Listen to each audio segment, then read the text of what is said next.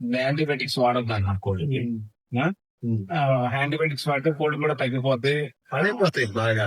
పాటిపోతాయి. పూర్వం లాగా ఉండవు, ఎంతో కొంత ఈ నెల 2 నెలలు తీసుకుంటారు టైం ఖచ్చితంగా కోడి మళ్ళీ పూర్వం లాగా. మరి ఇప్పుడు మరేం చేయాలి? సో ఫేస్బుక్ లో వీటిల్లోనూ యూట్యూబ్ లోనూ చాలా వీడియోలు ఉన్నాయి, చాలా మంది చెప్తారు. మెడిమెడిక్ చెప్పేది ఎక్కువ ప్రాక్టికల్ గా మనం గ్రౌండ్ లెవెల్ లో తర్వాత ఫ్యూచర్ లో కోడి ఆరోగ్యాన్ని కూడా దృష్టిలో పెట్టుకోవాలి. మనం చేసే పని ఏంటి, ఎన్ని కోడి పందానికి మన సంస్కృతిని మన సంప్రదాయం కోసం ఈ కోడి మేపుకోవడం అడ్వాన్స్ మన ప్యాషన్ ఇష్టం. నెక్స్ట్ దాని హెల్త్ ఎట్లా ఉంటుంది, దాని పెర్ఫార్మెన్స్ కూడా మనం దృష్టిలో పెట్టుకోవాలి. ఈ యాంటీబయాటిక్స్ ఎక్కువ వాడటం వల్ల ఎక్కువ మేము చెబుతాం ఇక అది మనకు దక్కదరాని పరిస్థితుల్లో వాడతాం. అంతేగాని ఈ యూట్యూబ్ లోను ఈ ఫేస్బుక్ లోను చూసే నమ్మద్దు. అది మేపండి, ఇది మేపండి, ఇది కోడి ఆరోగ్యాన్ని దృష్టిలో పెట్టుకో. నాకు చూసినంత వరకు నేను చాలా మందిని చూస్తా ఉంటాను అప్పుడప్పుడు. కాకపోతే కొద్దిగా నాలెడ్జ్ ఉన్న వాడికి కొద్దిగా ఎరపత్మైన వారి కోడి మొదలైన అతను ఆ ఛానల్ అతను హోమియోపతి గురించి మంచి డ్రగ్స్ అవన్నీ చెబుతా ఉంటాడు. నేనే చూసి ఫాలో అవుతుంటా కొన్ని అతను. ఎరపతి వారి కోడి పుల్ల కుర్రాడు హోమియోపతి అండి. హోమియోపతికి ఎక్కువ కుర్రాడు చెప్తాడు. కొద్దిగా నాకు చూసిన వాళ్ళలో నాలెడ్జ్ ఉన్న కుర్రాడు. ఓకే, అతను బాగానే చెప్తున్నాడు. ఓకే, అక్కడ నాకు తెలిసిన వరకు అతను కొద్దిగా ఫాలో ఉంది. ఓకే, నాలెడ్జ్ కోసం అంతే. మెడిసిన్ మెడిసిన్ అతను గట్టిగాను. ఓకే, రిజల్ట్ బాగా. ఈ వీడియోస్ చాలా మంది చూస్తున్నారు, ఒక్కొళ్ళు ఒక్కో డిఫరెంట్ గా చెప్తున్నారు. చాలా మంది ఇంటర్వ్యూస్ వచ్చేసింది, వస్తాయి తప్పదు కదా. వచ్చేసి దీంట్లో ఒక్కొళ్ళు ఒక రకంగా చెప్తున్నారు, చూసి వాళ్ళు కన్ఫ్యూజ్ అవుతున్నారు. మనం చూసినప్పుడు మనం ఒకటి చెప్తున్నాం, ఇంకో 10 వీడియోలో 10 రకాలుగా చెప్తున్నారు. ఆడు ఏం చేయాలో అర్థం కాదు.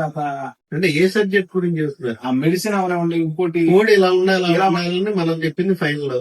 ఓకే, అది మనం చూసే కొన్ని 100 తోటలు బాగుపడి చిన్ననాడు లేదు పెద్దాడు లేదు, ఎవడైనా మనం ఫాలో అవ్వాల్సిందే, మనం చెప్పింది ఫాలో అవ్వాల్సిందే. అది రూల్, గోల్డెన్ రూల్.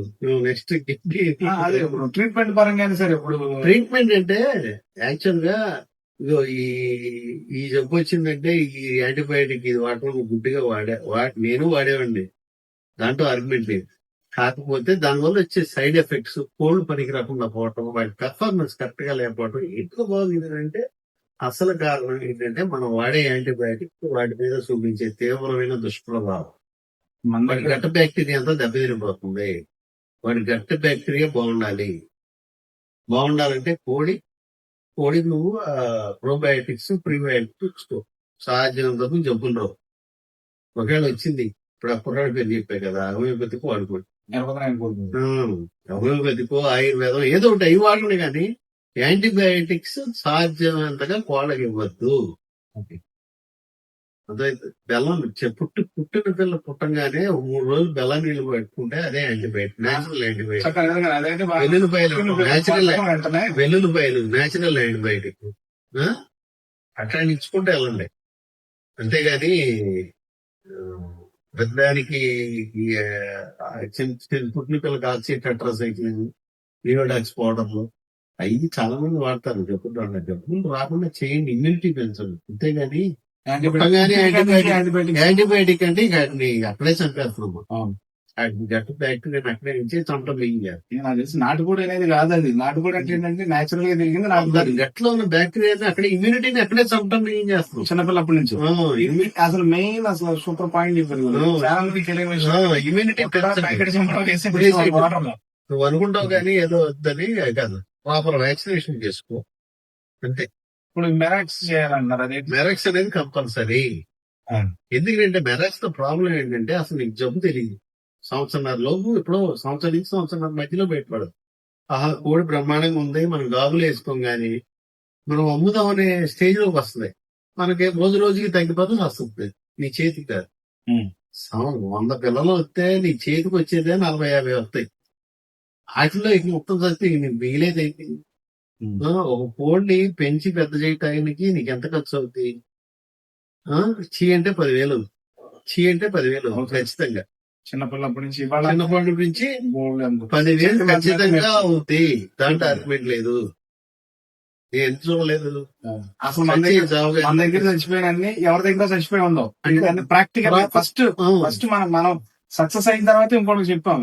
ఇప్పుడు కాదు, గత 20 సంవత్సరాల నుంచి ఎన్నో సంవత్సరాలే మనం తీయించిన పిల్లలు ఎవరు తీస్తారు? అన్ని పిల్లలు ఇస్తాం. కోడి పిల్లనే కాదు, గత కోడి పుంజు కూడా ట్రీట్మెంట్ల విషయంలో మన దగ్గర పోయినన్ని కోడి ఎవరి దగ్గర మనమే కదా ప్రాక్టికల్ గా చూసే కదా ఇది చచ్చిపోతుంది, ఇది కాదు ఇది కాదు.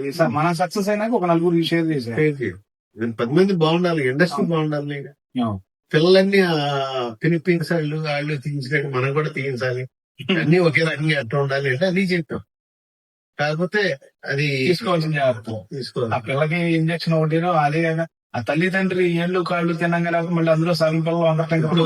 ఇంకో విషయం బ్రీడింగ్ కూడా. బ్రీడింగ్ ఇప్పుడు కరెక్ట్ సీజన్ కదా ఇది, కానీ పిల్ల తక్కువ పోతుంది ఇప్పుడు వచ్చేది.